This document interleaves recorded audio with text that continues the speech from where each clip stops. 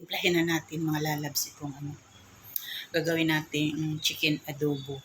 Ayan. So, lagyan natin siya ng, ito ang aking ginagamit guys. Proven na to. How many years? Ever since. Dato puti.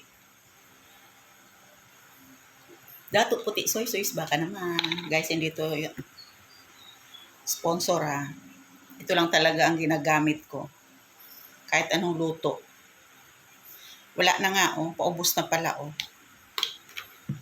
Ayan. Lamas-lamas. Malinis na ang kamay natin ha. Tapos, lalagay tayo ng kalamansi. O konti na yung kalamansi ko. Timplahan ko na lang ito ng ibang Wala na pala akong kalamansi. Ayan. Ang ulam ni Seth. Kasi ako marami akong leftover.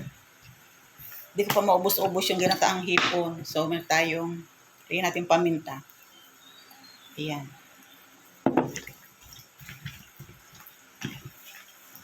Siyempre, hindi mawawala ang ating seasoning.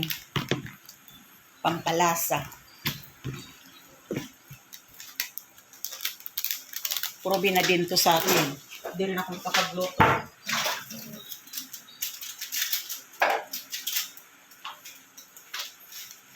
Ayan, baka naman, magic sarap.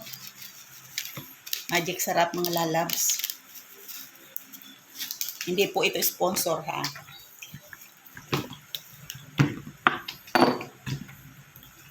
Ayan, marinate natin siya dito ng ilang minuto para manuot yung lasa.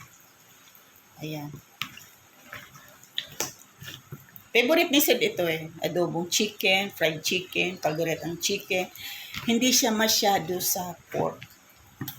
Kung napipilitan siyang kumain, lalo pag yung no choice siya, ayan, napipilitan siyang kumain. Ayan, lalagyan natin po ito siyang garlic.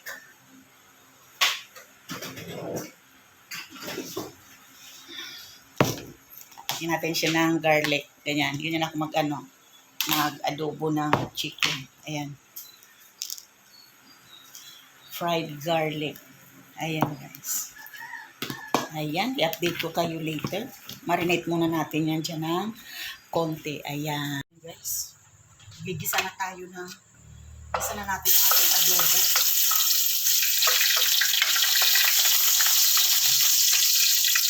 Bango ng bango ng bawang.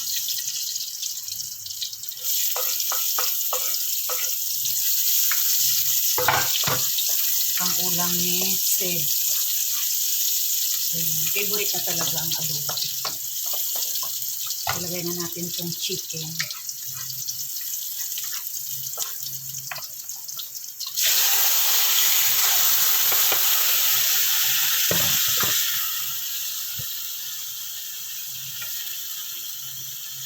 Init. Ayan.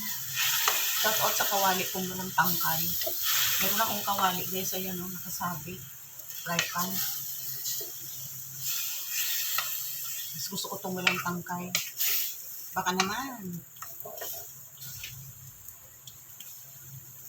Ayan, ito ang ating adobo. Pakukuluin muna natin yan. Diyan siya.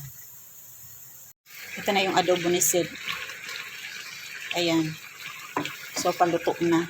So, patutuyuin na lang natin siya ng konti. So, okay na yan. Ayan.